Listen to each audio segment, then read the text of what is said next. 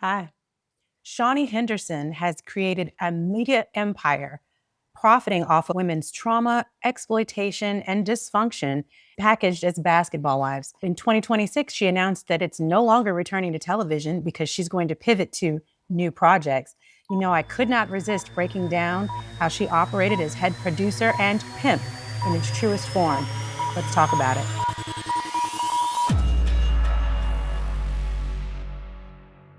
For 12 seasons, Basketball Wives was one of the leading reality TV series on VH1. The show basically centered around the lives of basketball wives or the groupies and or girlfriends, baby mamas of NBA superstars. However, we literally watched Black women destroy one another, argue, verbal assaults, physical assaults. We saw marriages dissolve.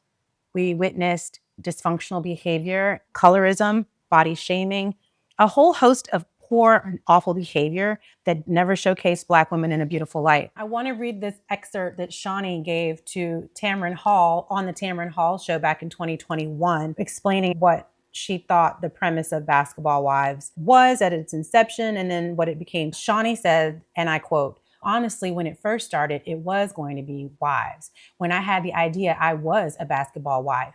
That's kind of where it started. But it has evolved into not so much. If you are a wife, you come on this show, it opens up Pandora's box. Honestly, people are not so nice. For a successful marriage, you have to be really, really strong to join this journey." Ma'am, we're aware. Because what it really translates to is genuine happy marriages or showing you the realities of what would keep a marriage together underneath the stressful constraints of being a celebrity or within the NBA lifestyle. It doesn't make for good television. Dysfunction makes for great television. So the system and the show are designed to destroy relationships. And Shaunie was able to exploit the life that she was quietly living without interruption, sharing much of her own vulnerabilities, but instead exploited the vulnerabilities of others on her show. It was very much, don't look over here at me, look over here at them, these women that I'm presenting to you all for entertainment that are full of dysfunction, full of foolishness. Let's make money. She actually had 3 different spinoffs: LA, Orlando, and Los Angeles, amassed over $35 million. So let's dive into the receipts of some of the marriages that were actually destroyed on camera throughout the 12 seasons. These are just a few, but some of the most memorable. There was Jennifer Williams from season 1 all the way up to season 12. She was one of the staple basketball wives. Jennifer Williams was married to Eric Williams, and they divorced in 2011 after 3 short years of marriage. The show featured Eric throwing water on her face on season 1, being verbally disrespectful and denigrating her entire existence. There was Malaysia Pargo, who was married to Gennaro Pargo, and they divorced after 8 years. We saw that marriage collapse on the show. Matt Barnes blamed the show for marital breakdowns. Mika Claxton, who was married to Speedy Claxton, and they have since divorced. We witnessed the crumbling of their marriage on the show. Tasha Marbury and Stephen Marbury divorced. Kimisha Artest and Ron Artest. Brandy Maxiel and Jason Maxiel. In Brandy Maxiel's example, how soon I forgot, she was married the entire time they were filming. However, the two were never together. They were always separated legally, physically, emotionally. All they were connected with, if you ask me, was the commitment to be disrespectful. She allowed the disrespect to continue during their relationship. They started on the show because he was a serial cheater. He admitted to sleeping with over 300 women and had over 50 affairs during their marriage. So much so they even went on Yama Fix My Life. Don't know how that ended. Don't even know if they're still together. And if they are still married, what was the cost? Because the show, Basketball Wives, which is how we got to meet Brandy, never featured him supporting her in any positive or healthy marital structure. It was quite dysfunctional. But Shaunie's profit model remained. Cast women whose relationships were already unstable, film their demise or gross disrespect, film the dysfunction, and then profit from the trauma by continuing to keep the cameras rolling and get those ratings. My take on that would just be a gross lack of self-love all the way around. Because if you genuinely loved yourself, you would not be on television behaving badly or showcasing dysfunction, much less literally being in a dysfunctional relationship yourself. Am I right? Let's back up and dive a little bit deeper into the fantasy that was sold, if you will, that basketball wives centered around the wives of NBA players, because the facts prove that over 60% of the basketball wives that were cast were never ever married, not even a hint of marriage.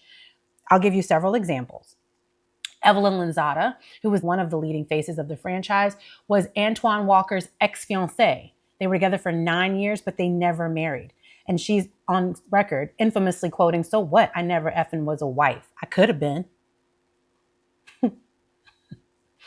Evelyn Lozada, who we met season 1, remained a staple on the show throughout its end. It was notorious for being not only violent, but provoking arguments, colorism fights, disrespect amongst the women. Evelyn assaulted castmates on camera and was never cut from the show.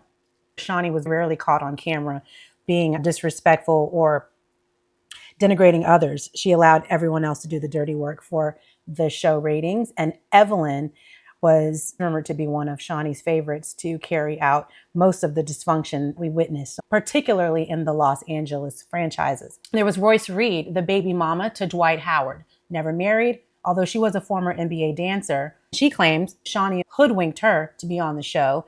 The narrative control that Shaunie maintained from the beginning was one of the drivers and forces that kicked Royce Reed off the show. And according to Royce's confessions, they did not get along. And she thought that the show was going to be about relationships amongst women who were in her similar situation, developing healthier relationships outside of the men, not centering the men. And boy, was she wrong. She claimed she didn't even know it was going to be called Basketball Wives. Bless Royce. There was also Drea Michelle. This one is actually wild because Drea Michelle is one of the more popular figures from the show. She was never a wife. She was Chris Brown's girlfriend at the time of casting. Chris Brown is a singer. He doesn't even play sports at all, right? So the VH1 press release amongst her casting listed that she was a model and an aspiring actress with a history of dating basketball players. We don't know any documented history. I mean, there's all types of rumors and things around the blogs that Drea was passed around the NBA, but there's nothing to confirm that. And even now, Drea is dating an NBA player, but that's no longer being televised. So the times that she was on the show, there was never any documented history of her being connected to anyone in the NBA. And then there was Keisha Nichols, the ex-fiancée of Richard Jefferson. She was the ex-fiancée because he left her at the altar. Yep. Wedding plan, guest showed up. This man did not. VH1 thought that was a great idea to cast her as well. And then there was Liza Morales, Lamar Odom's ex. So they were together for over 10 years, had 3 children together, but he left her for Khloe Kardashian. And then she was cast on Basketball Wives. Yikes. There were so many more. There was Brittany Renner, OG, Chiju, Phoebe Torres, Kiana Green. Out of over 30 women across 12 different seasons, only 10 ever touched marriage at the time of casting. And I already listed that most of those marital relationships did not last. Why does this matter? Because Shaunie sold television networks an illusion. Shaunie was fully complicit in selling the viewers a fantasy, working with production to sell an illusion of what marriage or a basketball wife even is. Over 60% statistically of fake wives. Doesn't that sound like pimping? Got to give the Johns what they want, and the Johns would be the consumers. It's a system. You have to think deeper into the patriarchal system as to who's going to genuinely profit from all of this debauchery and poor behavior.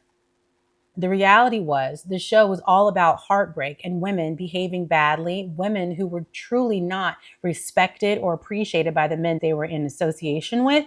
And that's when the cameras began to roll. Miss Magazine wrote in 2010, the I am wife trumps the I am the ex-wife, which trumps the I am the fiancé, which trumps the I am the baby mama, which trumps the I am groupie.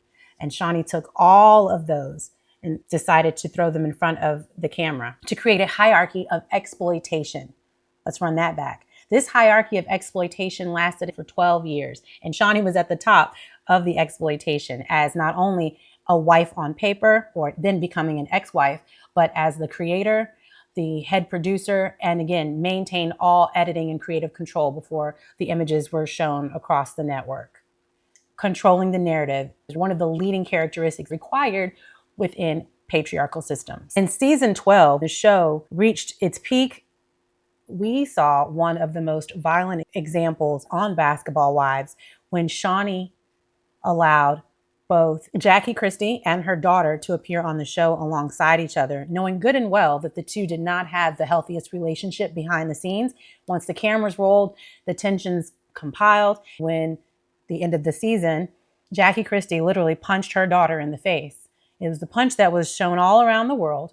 There was no reunion special, just silence. And then months later, we learned that the series would come to an end. Let's talk about what really made the show money, and it wasn't just the cast. We got to talk about the system that allows such a show to be created and remain on air for so long, the systems that ultimately profit from Basketball Wives, because although Shaunie is a pimp, someone was pimping Shaunie. She wasn't the only producer. She was just the leading Black producer that received that larger coin, was the name at the forefront, and also maintained complete editing rights. She controlled the narrative. She was the complete gatekeeper of anything we saw on television. She made sure she controlled that narrative on every single season, every different spinoff. The hierarchy always starts at the top with someone making the most of the money. VH1 and Paramount made the most money, even more so than Shaunie. They made hundreds of millions in comparison to her 35 million. Then you're gonna have a medium rung, about a couple million, 35 million, which is not small potatoes, but it's definitely not what anyone at Viacom would ever digest. Then you go all the way down to the lowest rung of those being exploited for their bodies, labor, and behavior. They're getting the least. Textbook exploitation. So pimping and capitalism and patriarchy, there's always a hierarchy, even behind the scenes. Someone's got to be getting pimped, right? Someone has got to be making more of the money behind the scenes while other people are being exploited for their production value. So the hierarchy, again, is VH1, Paramount, Viacom. These are white executives. They greenlit the season. They made sure that the cast got paid. They made sure that the advertisers were funneling in to keep the show at the top of the ratings list. They control the distribution. They get the majority of the ad revenue. Then comes Shaunie, creative executive producer, and the Black face of the operation, because it's easier and more palpable for an audience to digest when you see Black women behaving badly if there is a head Black woman who is serving this up to you. Again, it looks like we're controlling our own narrative and we are controlling our agency. But do we really have ultimate agency if there is a network head that is capitalizing ultimately from everyone? And then at the bottom was the cast. So yes, they got a little bit of check, but I mean, is that worth their labor? They had to exploit their bodies, their trauma, their behind the scenes story, and generally getting disrespected every other episode in order to maintain an element of entertainment, to keep the checks coming. A lot of the women casted on the show on the lower end made $1,800 per episode. They also got a little bit more if they were booked for club fees or appearances throughout their casting run. And while the audience was able to write think pieces, memes, go back and forth as if this is really great television or not, Shaunie, as the Black face of the production company, she often took the fall outside of the cast. But no one ever really talked about the white executives who were giving Shaunie the money to keep the show running. That's patriarchy, capitalism, and systemic racism, if ever we've described it. So Shaunie acted as an intermediary, a wealthy intermediary, but she was not the queen bee for sure, as a lot of pimps are not, but they still are able to exploit their sex workers. You just have to follow the money.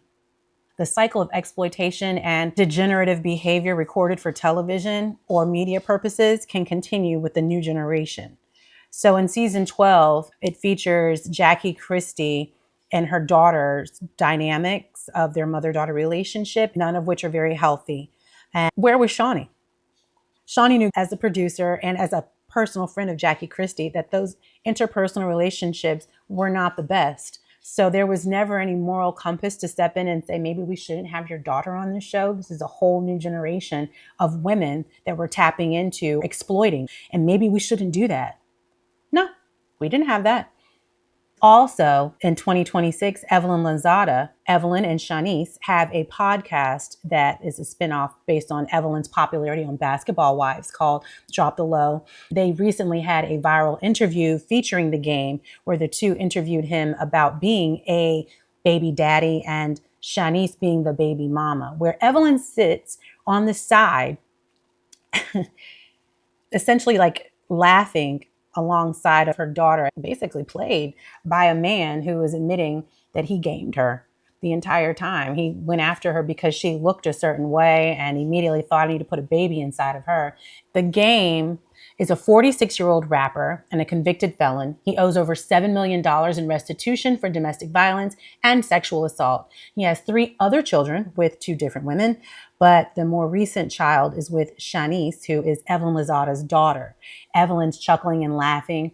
He admits to never wanting to change diapers, never will change any diapers. Shanice looks very shocked when he reveals that he is a felon and thought you knew I was a felon. Everybody knew I was a felon. Shanice's mom knew that Game was a felon. What was the pillow talk or the mother-daughter conversation that you would not think that your daughter needs to know that she is about to procreate with a loser? Like, exploitation. And then you have to peel back the onion, because if Evelyn herself was never in a fulfilling or healthy relationship in her almost 50 years of life, right? Has her own history of domestic violence, being a baby mama, being exploited on television by her good friend Shaunie. She was headbutted by Ocho Cinco. Just a mess. Game and Shanice, they're just co-parenting. Where has Shanice seen that mimicked in her real life? Through her mother. Essence published an op-ed at the top of February 2026. They wrote, Evelyn Lozada is a reminder of the importance of teaching your daughters how to date. It's within her power to call out the nonsense when she hears it, instead of laughing and pandering to someone who is giving your daughter and grandson the bare minimum. End quote.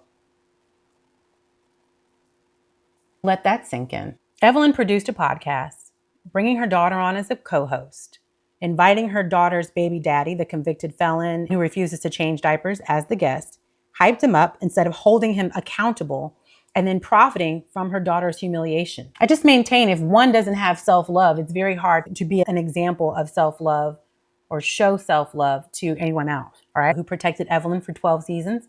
Shaunie. We're seeing a pattern here.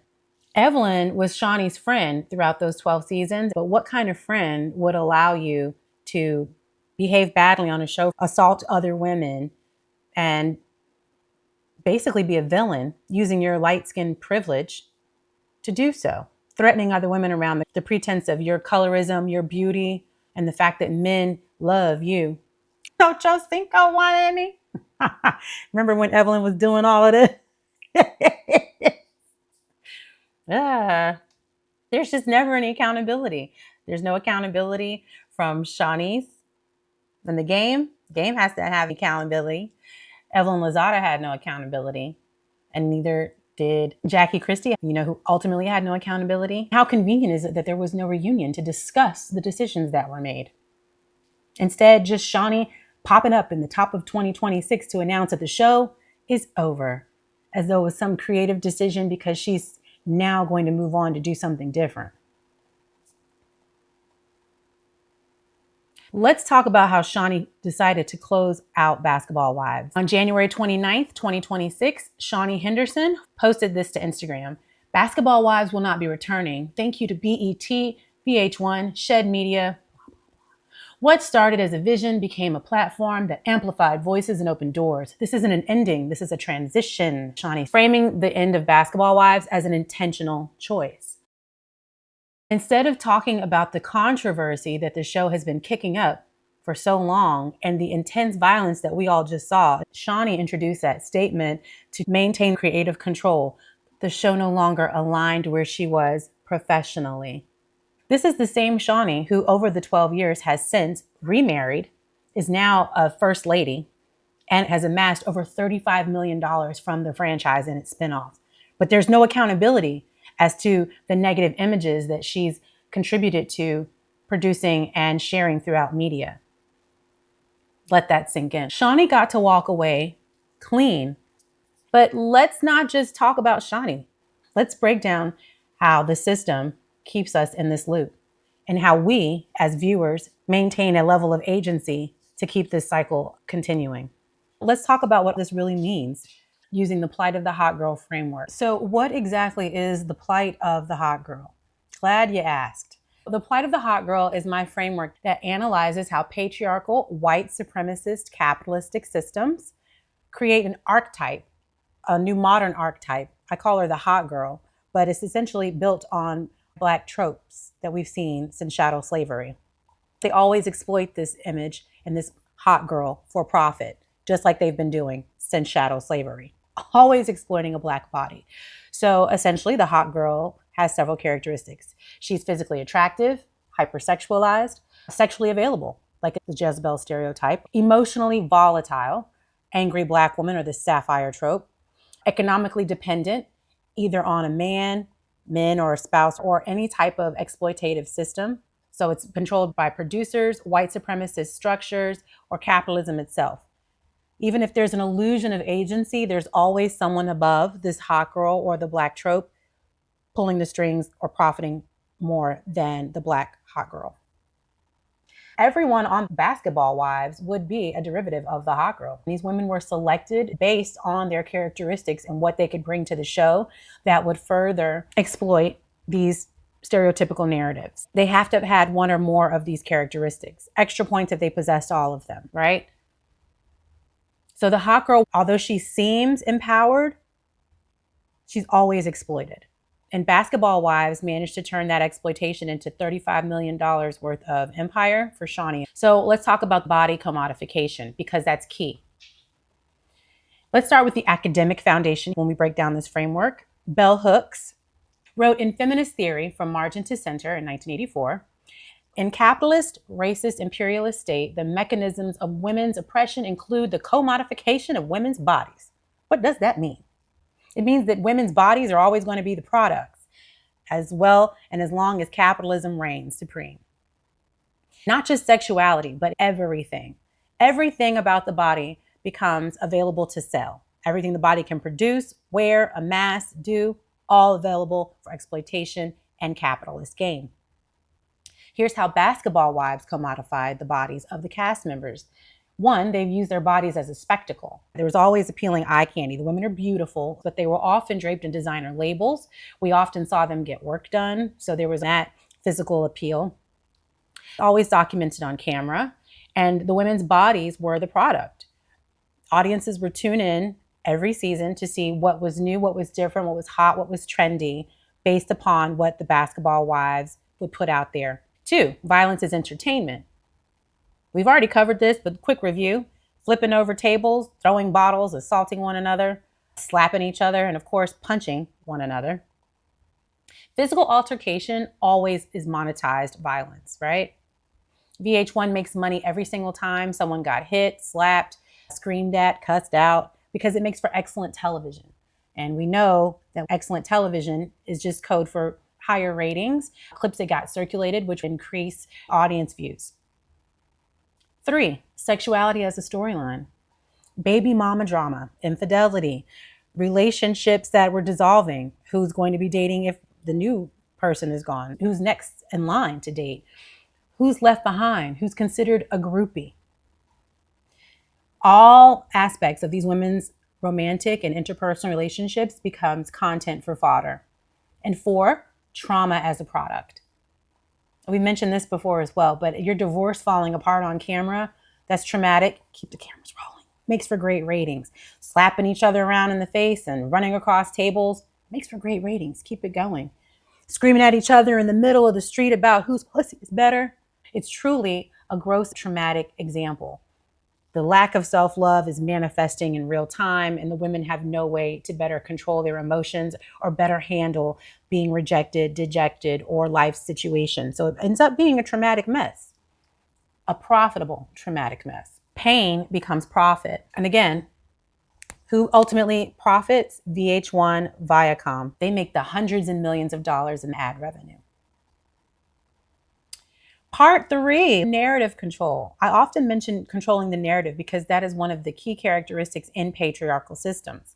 And who controlled the narrative here in Basketball Wives? Glad you asked. First, let's go to a scholastic reference. I've got Patricia Hill Collins pulled up. She wrote in Black Feminist Thought in 1990. Controlling images are designed to make racism, sexism, poverty, and other forms of social injustice appear to be normal and inevitable parts of everyday life. So, what are these controlling images, you ask? They're stereotypes. These were the same stereotypes that were created during chattel slavery and continue to be repeated right now to justify the treatment of Black people, in particular Black women. Basketball Wives reinforces every single one of them. First, the angry Black woman. We had the Sapphire. Any woman who set a boundary, like we go back to season 1, that would be Tammy Roman, you're aggressive. Any woman who called out BS was labeled difficult. Any woman who defended herself was labeled angry or violent. Evelyn Lozada refused to film the reunion with OG, and they butted heads the entire season. Evelyn Lozada demanded that she be removed from the reunion set, and Shaunie was complicit. She made sure that OG was framed as the problem because she was dark-skinned and Nigerian, and everyone could see it. There were so many think pieces around that season, but we still kept watching. Number 2, hypersexual, the Jezebel. Women who were never married became the groupies, or the side women, the side pieces. Baby mamas were considered sexually irresponsible, especially if they were caught on camera asking for child support money or struggling and arguing with their baby daddies. The ex-girlfriends or the ones who were never really married were often chasing the bag. Drea Michelle was cast with no ties to the NBA at all, and had to fight rumors for several years that she was receiving child support from Gilbert Arenas. I believe the rumor was he was paying her $40,000 a month in child support. It was proven false. But the narrative remained that she was hypersexual because she was so physically attractive and was notorious, more rumors, for being passed around through the NBA and other celebrities. Number 3, the welfare queen. The narrative that a lot of these women that were cast were living off the money or the success of their male counterparts or male athletes that they were attached to or chasing, that was a good narrative for television. But the truth was the majority of these women had jobs or were self-sufficient because they had to be, like most Black women, because the men weren't doing their part. They just couldn't be dependent on an NBA salary or the NBA player or trust that they would do their part to sustain or support their family and lifestyle.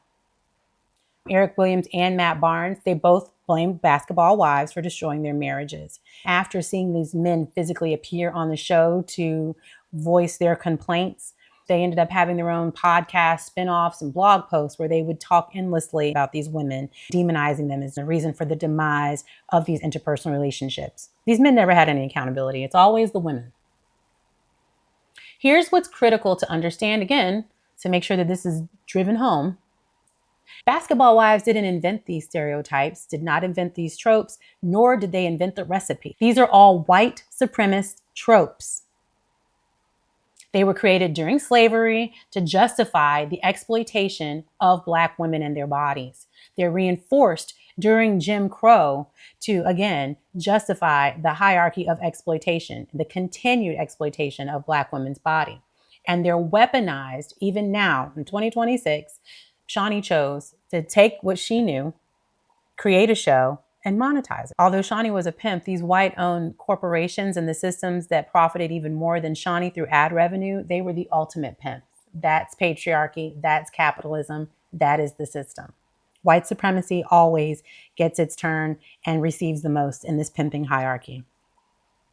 Here's how Shaunie controlled the narrative, patriarchy. She had final editing control of all of the shows and the episodes. She decides what airs. She decides who was the villain and who became the victim.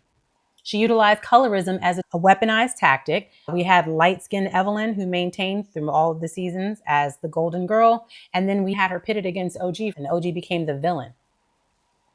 In a 2021 Bossip interview, I did pull this, Shaunie admitted, quote, "There are things I'll totally own, and they'll say it's favoritism. And actually, yeah, I guess that would fall under the category of favoritism. Because, yes, I know Jackie Christie, ...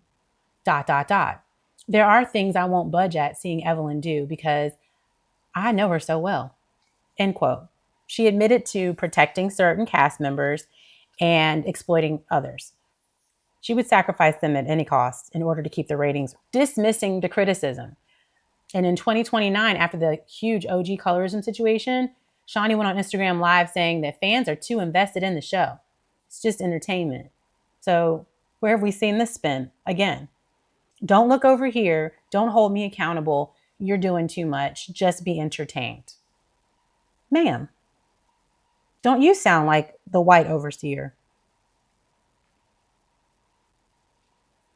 Now let's talk about how complicity has become an act of survival, particularly for the cast while they were on the show and then trying to utilize this tactic thereafter.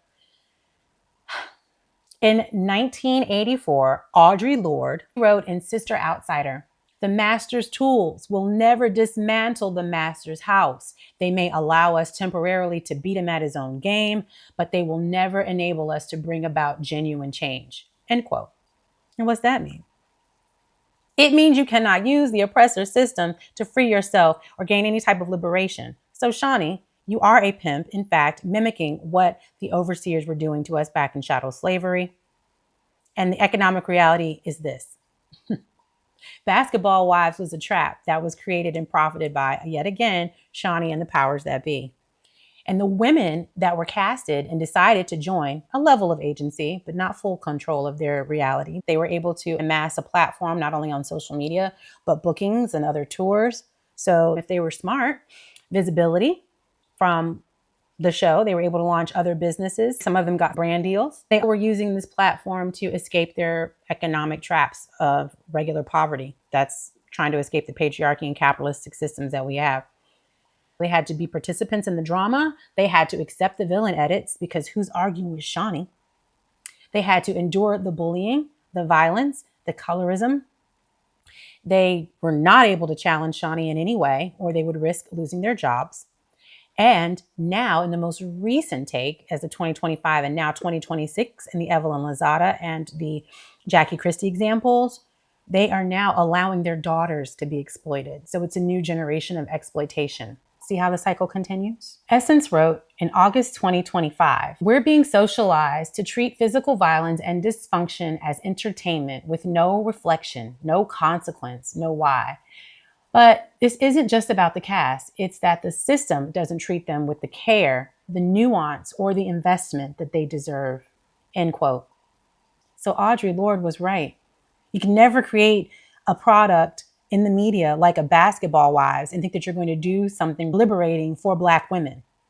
You cannot use the master's tool to build wealth without accepting the exploitation that comes along with it. There's going to be permanent damage with the temporary gains. Let's talk the erasure of their agency.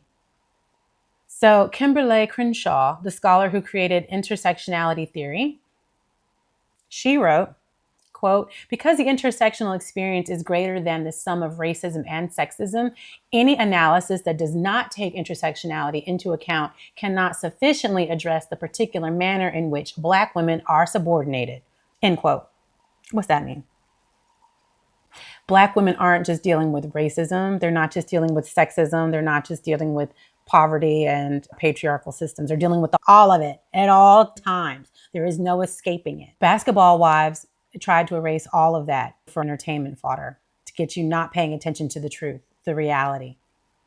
The women were framed as choosing to fight, as choosing to be messy, as choosing to be in these dysfunctional relationships, but it was never acknowledged that they were navigating impossible situations. The narrative maintained that they signed up for this, so Shaunie could then pass off the accountability to the cast, right? You knew what you were getting into.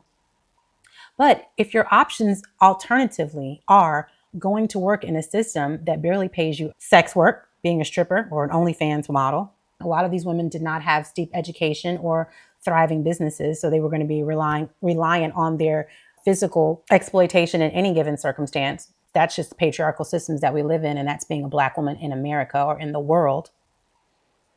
Basketball Wives presented $1,800 an episode. Is it really a choice? It seems kind of appealing. It's a choice amongst a host of other poor choices. And your intersectionality is always ignored. They knew what they were getting into. This is just entertainment. People are way too invested. This is an erasure of complete agency without knowing all of the facts, because It's not just one-sided. In 2021, there was an article in the Washington Post, and I'll pull from this quote. It says, Black women risk more than anyone else by being on reality TV. Black women are the most misunderstood beings in American society. End quote. Well, we know this because we are at the bottom of the hierarchy in a racism and classism structure. And so we're very rarely the author of our own stories. And if we begin to author our stories, somebody's going to come in and control that narrative. We're often the commodities in a white-owned exploitative machine. Hard stop, especially within the media. And I can do another video about how this is morphed into something even wilder, like the Zeus network. Let me know if you'd like me to dissect Zeus down below. Just note that even though the system changes and this show may go off the air, there's always someone waiting in the wings to exploit Black bodies on television because it's so profitable. It's so entertaining to the rest of the world to see Black people, Black women in particular, behaving badly. We got to think deeply about why that is. There's a gross lack of self-love and self-awareness from us as a people. Because if we knew who we were and we stood firmly in that and we loved ourselves on an individual level, that would then flourish out and you would have less and less of this. Lastly, I want to cover the First Lady pimpin'. Shaunie now married Pastor Henderson. They married May 28th in 2022. He is the senior pastor of the Lighthouse Church in Houston, Texas. The wedding was officiated by T.D. Jakes, and it was a big to-do. And Shaunie went from the rebrand that was Shaunie O'Neal to First Lady Henderson. Her current projects that are listed according to IMDb are now the Cry Out Con, which are the Houston Conference of Women's Workshops empowering women, the Grow Zone podcast, relationship content and faith-based content, and the memoir Undefeated, Changing the Rules and Winning on My Own Terms. Shaunie is notorious for saying that she has no regrets about Basketball Wives. Interesting, girl. Let me tell you what I think is about to happen. It's going to be the same script, different cast, because clearly there's been no reckoning, no acknowledgement, exploitative behaviors within media and how they've deeply impacted the culture and community. But she's positioning herself in a timely fashion, an intersection where Christian nationalism gets a lot of attention in the media. So she can potentially capitalize on the Black church, First Lady archetype, faith-based content, and right-wing Christian capitalism, where Basketball Wives was very explicit in the commodification of Black women's secular trauma. If you're the First Lady now, you're pivoting now, you can commodify Black women's spiritual labor. Ooh, because isn't that a whole Pandora's box? Like Shaunie used to say. Heads up, I think the Black church is next. Hide yourselves from Shaunie Henderson. Let's bring this home, shall we? Basketball Wives is a case study on how patriarchal white supremacist capitalism deeply exploits Black women through body commodification, narrative control, complicity as survival, and erasure of their genuine agency. All a part of the hot girl framework, all repeatable since chattel slavery. The audience remains complicit. So is the problem the system, Shaunie, or the audience watching? No one demanded that it stopped. More violence, less guardrails are what we're seeing, and now sex trafficking allegations are popping up everywhere. Hello, Zeus. So I maintain that the hot girl never really goes anywhere. She's morphed from the chattel slavery archetype tropes that we've seen and researched from the past into the hot girl created from the early 2000s. And now she's here. It's the same script, different cast. Black women remain the commodities. We're not the authors of our narratives. We are the products, always. We are often building upon stereotypes that the media has set and are very rarely challenged. And we're often exploited, never liberated, especially when we use the same tools without challenging the systems. So Bell Hooks was right. Patricia Hill Collins is right. Audre Lorde is right. And Kimberly Crenshaw is right. The master's tool will never dismantle the master's house. This isn't a Shaunie problem. This is a deeper problem of the systems that we allow. So what can we do? We can stop consuming this exploitation and calling it entertainment. We can recognize the structure and that it's not just individuals. We can demand better representation. We can also choose to support different representation and not just what the masses are telling us that we need to watch because it's popular. And we can support Black women creating content that doesn't denigrate us. And when Shaunie tries again, we can check her. Louder, stronger, more confident in the fact that it's all rooted in the gross lack of self-love. And it starts within ourselves. Do you love yourself enough to make different decisions? Do you love yourself enough to course correct the traumatic instances in your own life, to treat yourself better, to demand better so that you seek out more healthy and positive media imaging? That's the first step, self-love. I personally believe that the answer is to be found in divine self-love. If this resonated with you, I've got some links below, resources to help you on your self-love journey. I look forward to talking with you in the next video. Let me know what you think. Leave a comment, like, and subscribe. Until the next time, let me know what you'd like to see. Remember, you deserve all the love you deserve.